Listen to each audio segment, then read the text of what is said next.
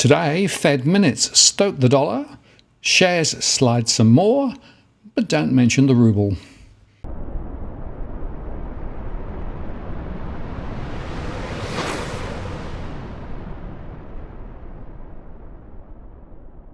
Hello again, it's Martin North from Digital Finance Analytics. Welcome to this post covering finance and problem news with a distinctively Australian flavour. Well, US stock indices fell on Wednesday and the US dollar surged to a nearly New Year peak after the Federal Reserve minutes from its last meeting reinforced the view that the central bank may tighten aggressively to curb inflation.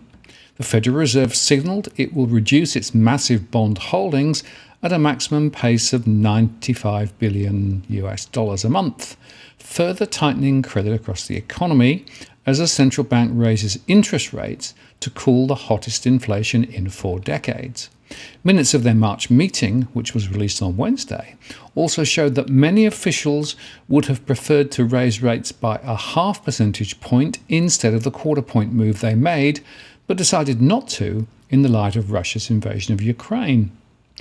The maximum total, composed of $60 billion worth of treasuries and $35 billion of mortgage-backed securities, compares with a peak rate of $50 billion a month the last time the Fed trimmed its balance sheet from 2017 to 2019.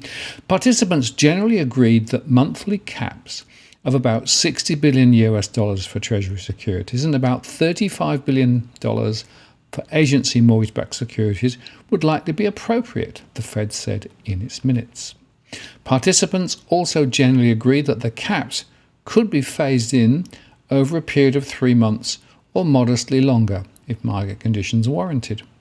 The commentary from the minutes on the 50 basis point hikes was maybe a little less hawkish because we had seen the market price in 50 basis points at several of the meetings or most of the meetings for the rest of the year, but they, the Fed members, only discussed 1 or 2 more 50 basis point hikes. John Luke Tyner, portfolio manager at Aptus Capital Advisors, said, "I think also that led maybe to a little bit of softness in the front end of the yield curve," he added.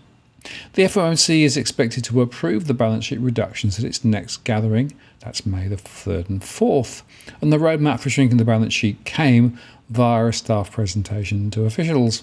Participants agreed that they had made substantial progress on the plan and that the committee was well placed to begin the process of reducing the size of the balance sheet as early as after the conclusion of its upcoming meeting in May, the minutes showed. The move to reduce the balance sheet will extend a sharp pivot towards fighting inflation as the Fed has been buying bonds as recently as last month, as it attempted a smooth wind down of pandemic support. US central bankers raised interest rates by 1/4 percentage point in their March meeting, lifting them from near zero, where they'd been since March 2020 as the pandemic spread. And they signalled a further 6 such moves this year to cool the hottest inflation in 4 decades, shrinking the size of their balance sheet, which ballooned to $8.9 trillion as they aggressively bought bonds to shield the economy from COVID-19, will also help to tighten financial conditions. But note this, in recent weeks, the balance sheet is still expanding. So at the moment, QE is still alive and well. So there is actually a gap between the words from the Fed and what is actually happening in the markets. Many participants noted that with inflation well above the committee's objective, inflationary risks to the upside, and the federal funds rate well below participant estimates of its longer run level, they would have preferred a 50 basis point increase in the target range for the federal funds rate at this meeting, the minutes said. However, that in the light of greater near-term uncertainty associated with Russia's invasion of Ukraine, they judged that a 25 basis point increase would be appropriate at this meeting. Policymakers since then have said that they could move more rapidly on policy after Russia's invasion of Ukraine sent food and energy prices soaring, with Chair Jerome Powell declaring that a 0.5 point increase was on the table if needed for their May 3rd, 4th policy meeting. The benchmark US 10-year Treasury yield rose, but it was off its session's high after the minutes, while oil prices fell sharply on the day. Trading was choppy on Wall Street following the minutes, with stocks briefly pairing losses and then extending them. The Nasdaq ended down more than 2%, leading declines among the major indices.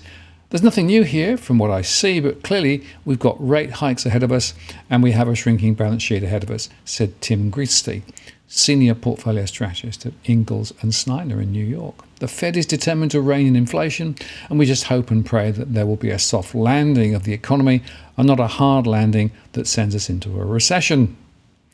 The Dow Jones Industrial Average fell 0.42% to 34,496. The S&P 500 lost 0.97% to 4,481, and the Nasdaq Composite dropped 2.22% to 13,888. Facebook led big tech lower, down more than 3%, while Apple, Alphabet and Amazon fell more than 1%. Chip stocks also struggled, pressurized by a near 6% slump in Nvidia and weakness in Broadcom and Intel. Intel fell 1%, however, after the chip maker said it would end or scale back operations in Russia following the latter's invasion of Ukraine.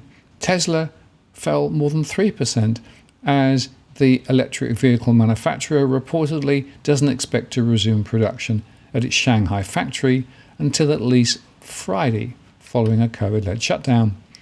Investors have priced in the possibility of more than 7 rate increases in 2022 as inflation pressures spread, and see a roughly 66% chance the Fed will raise rates by half a point next month. The Pan-European Stock 600 index lost 1.53%, and MSCI's gauge of stocks across the globe shed 1.22%. In the Treasury market, the yield on the 2-year note, which moves with rate hike expectations, was little changed on the day, after rising and falling about 8 basis points in each direction, and the 10-year yield held most of the session's gains, and the 2-10 yield curve steepened. The yield on the 10-year Treasury notes was last up 5.5 basis points to 2.609%, while the 2-year note was unchanged at 2.504, leaving the 2-10 curve at 10.28 basis points after having started the week inverted. The dollar index, which measures the greenback's value against 6 major currencies, climbed to 99.7780, its strongest level in nearly 2 years. The US Consumer Price Index soared 7.9% in February, the most since 1982, and the Fed's 2% inflation target is based on a separate measure, the Personal Consumption Expenditure Index, which rose 6.4% in the 12 months through to February. And meanwhile, US labour markets remain strong, with the unemployment rate dipping to 3.6% last month as employers added 431,000 jobs. Europe's single currency benefited earlier from strong Eurozone producer prices for February, which surged 31.4% year over year, and the euro was last slightly down at 1.0896 after briefly touching a near 1-month low of 1.0874. Oil futures fell sharply as the dollar rose after the Fed minutes and as the oil market girded for member states of the International Energy Agency, the IEA, to release 120 million barrels from strategic reserves to quell price gains. Brent crude futures settled down 5.2% to 101.07 a barrel, while US crude fell 5.6% to 96.23 a barrel. The volatility index was up 5.09% to 22.10. And gold futures for June delivery was down 0.12% to 1,925.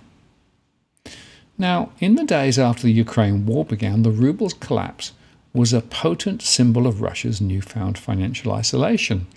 International sanctions on Putin's regime sank it to a record low of 121.5 rubles per dollar, triggering memories of the battering it took during the 1998 Russian financial crisis. Things looked dire enough that US President Joe Biden said the ruble had been reduced to rubble. Now, though, it sure hasn't. The ruble has surged all the way back to where it was before Putin invaded Ukraine, closing at 79.7 in Moscow on Wednesday. What's become clear is that despite an incredible wide-ranging package of sanctions on the Russian government and its oligarchs, and an exodus of foreign businesses, the actions are largely toothless if foreigners keep guzzling Russian oil and natural gas, supporting the ruble by stoking Putin's coffers. And even as Russia remains mostly cut off otherwise from the global economy, the country will earn something like $321 billion from energy exports this year. That's up more than one-third from 2021. The rapid ruble recovery gives Putin a major victory back in Russia, where many people are fixated on the currency's ups and downs, even as his military gets bogged down in Ukraine and outrage mounts across the globe over atrocities it's committed. For the politicians, it's a good PR tool by saying that sanctions don't have any impact, and it will help to limit the inflation impact, said Guilherme Trescia, a senior emerging market strategist at General Insurance Asset Management. In Russia's post-Soviet history, the ruble-dollar exchange rate has arguably been the economic indicator Russians care about most. The rate was broadcast by the exchange kiosks that sprang up in every town and city, flagging the currency's collapse as hyperinflation erupted in the early 1990s. The ruble dived again after Russia defaulted in 1998. Once that chaos subsided, the government lopped off 3 zeros. Then during the 2008 crisis, the authorities burned through billions of dollars to slow the currency's slide, in part to avoid spooking the population and sparking a run on the nation's banks. The governor decided to risk that in 2014 when sanctions over the Crimea annexation and slumping oil prompted her to switch the currency to a free float. In response to this year's sanctions, Russia has enacted capital controls that also appear to be supporting the ruble. That includes freezing the assets held by non-residential investors and telling Russian companies to convert 80% of the foreign currencies they hold into rubles. This has some observers doubting the significance of the ruble's recovery to pre-invasion levels, which is also happening amidst the lightest trading volume in a decade. It's not a free-floating currency, given all the measures imposed by the authorities. US Treasury Secretary Janet Yellen said basically the same thing on Wednesday when testifying before Congress, warning against drawing deeper messages about sanctions from the ruble's rebound. Still, it's hard to ignore the lifeline other nations are tossing Putin by purchasing his country's oil and gas. Doing so gives Russia a current account surplus, economic jargon for exporting more than you import, which tends to lift a country's currency and undermines the attempts to pummel Russia with sanctions. A current account surplus should actually be another source of stability for the ruble, said Brendan McKenna, a strategist at Wells Fargo Securities. If energy prices remain high and major importers of Russian energy and commodities continue to purchase, the current account should stay in surplus. He said the ruble could hit 78 per dollar, partly because of Putin's counter-sanctions. Russia's been able to stabilise local markets and even stave off a messy foreign default, at least for now. This means that if the coalition of governments who oppose Putin want to hurt the ruble again, they'll likely have to change tack. Just this week, the US Treasury barred dollar debt payments from Russian accounts at US banks in an attempt to make Russia drain its domestic dollar reserves or default. As Russia's economy and financial sector adapt to a new equilibrium of capital controls, managed prices, and economic autocracy, it's not surprising that some of the domestic markets stabilise, said Elena Robivica and Benjamin Higginstock, economists at the Institute of International Finance. Sanctions have become a moving target and will require adjustments over time to remain effective. They pointed to the likelihood of more tightening of financial sanctions, perhaps even disconnecting additional Russian institutions from SWIFT, the communication system that banks use to move money around the world. Putin has been forced to change his war strategy in Ukraine, shifting troops away from Kiev after failing to conquer the capital. And research firm Telemer is warning against trusting market rallies amid negotiations to potential ending the war in Ukraine. Don't buy the peace rallies, said Paul Domjan, a senior contributing analyst at Telemer. Investors should be very cautious about market rallies following news about peace talks. There will be plenty of false dawns as the world valiantly seeks to end this war. To which I also would add, and remember what I covered earlier in the week, that the ruble is now connected to gold. And that, of course, is also another reinforcing effect. So if you stand back and think about all of this, once again, uncertainty rules. And frankly, ahead, I think this is going to continue for some long time yet. So one more reason, while my own perspective remains that markets are probably going to slide further, but with more volatile moves up and down in recent weeks. I'm Martin North from Digital Finance Analytics. Many thanks for watching, and I'll see you again next time.